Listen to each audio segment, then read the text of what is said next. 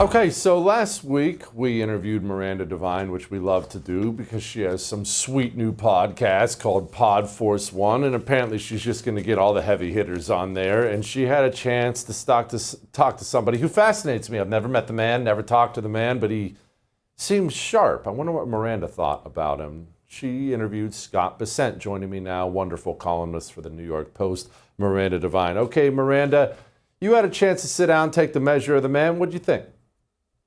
I think he's a wonderful man, and we're extremely lucky to have him in charge of Treasury. I mean, as the most powerful global financier, you could not ask for a better pedigree, a better background, track record, brain, temperament, you name it. We are extremely lucky. This is the guy who broke the Bank of England, made $1 billion in a day from doing that. And you can't blame someone, the financiers, for doing a good job of exploiting the, mistakes that a government makes. And what now we have Scott Bessent on our side, he's going to make sure that no one can exploit the United States and that we always get the best end of the deal, which, of course, is Donald Trump's aim as well. Miranda, I get the impression, given how often I see him on television, how often Scott Bessent is sent to negotiations with other people, I get the impression that Donald Trump thinks extremely highly of him and trusts him a great deal. Do you get that? Definitely. He respects him enormously. And I mean, in part, that's because the rest of the world respects him. He just proved himself over and over. I mean, he made billions in what he was doing in trading in the stock market. And he also just has proven himself now. He's a professor. He's understands everything there is to know about the economy. Stanley Druckenmiller was his mentor. So he's at the perfect stage in his career when he can step back and now apply all that knowledge he got in the real world to fulfilling Donald Trump's policy aims. And as you said, I mean, just last week he was there in London, neutral territory, to try and sort of reset the China trade relationship, which had really gotten ugly and out of hand, and there was retaliation on both sides, and effectively, I mean, an embargo on trade.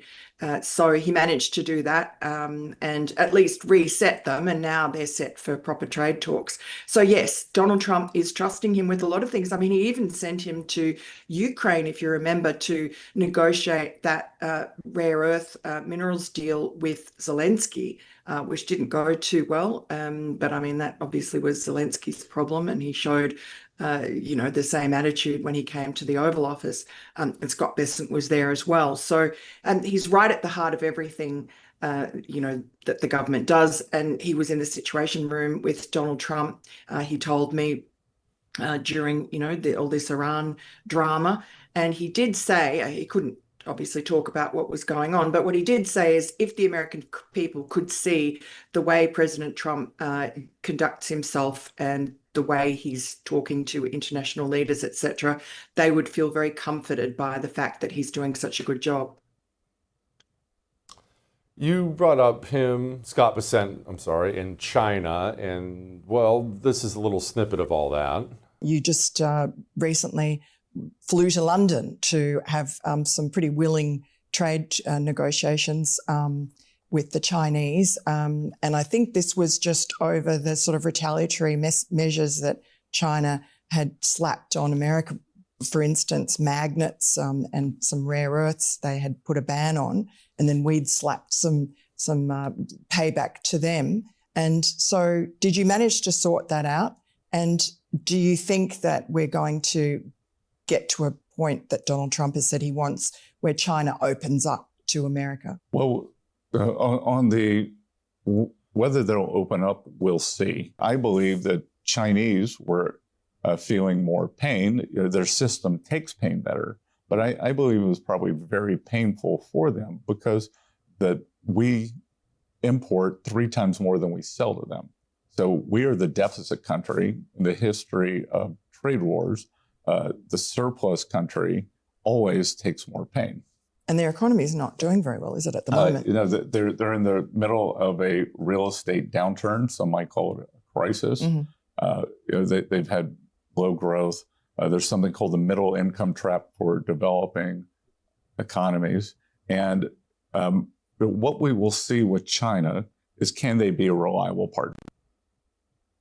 Miranda, I played that because I wanted to gauge how adversarial the Trump administration actually is with China. And I asked that very much on the heels of this report from Kash Patel that the Chinese were highly invested in some way in making sure Donald Trump lost his election to Joe Biden. And we don't know how much they played a role in that. We don't know if they actually got the presidency for him, but they did something, or at least they attempted to.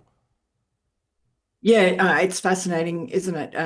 What we're hearing now about the sort of Chinese malevolence. I mean, just the other day, the FBI picked up, I think, 3 scientists who were trying to smuggle in some really awful biologic agent to sabotage our agriculture. I think some sort of fungi. I mean, that's frightening. I don't think that the Trump administration is under any illusion that China is, our friend. And certainly the way that these trade negotiations have been going, China thought that they had snookered us because these little rare earth magnets are in like practically every motor, and quite a strategic problem for us. But by the same token, we played hardball. The administration played hardball back, and 250 of their planes had been grounded by the time Scott Bessent and Howard Lutnick met with them in London last week. And they were being grounded at the rate of 250 a week because America just said no more aircraft parts for you, China. Marco Rubio was saying no more Chinese students. Howard Lutnick Commerce Department had put a ban on a substance, a petrochemical called ethane, which is a crucial element of plastics, which of course a lot of stuff out of China is made of plastic. So, two can play at that game. And I think that was a bit of a wake-up call for China.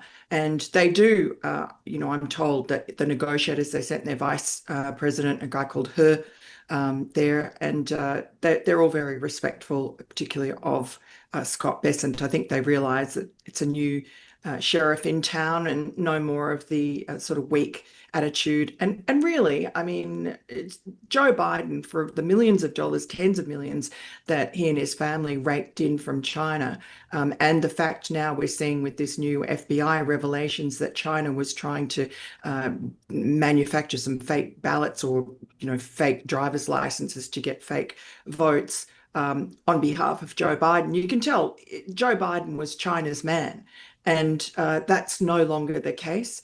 And so I think what Scott Bessent told me was that the administration is looking to do a strategic decoupling from China. You can't do an entire decoupling. You can't totally isolate.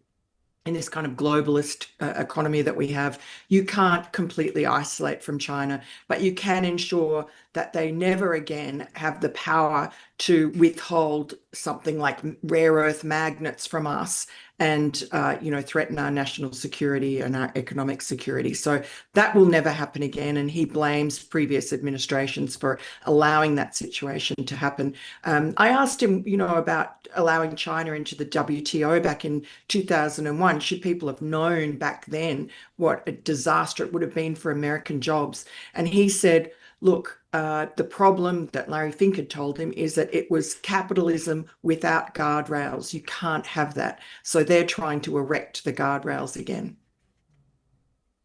Miranda, I appreciate you. It is Pod Force 1, everybody. All right.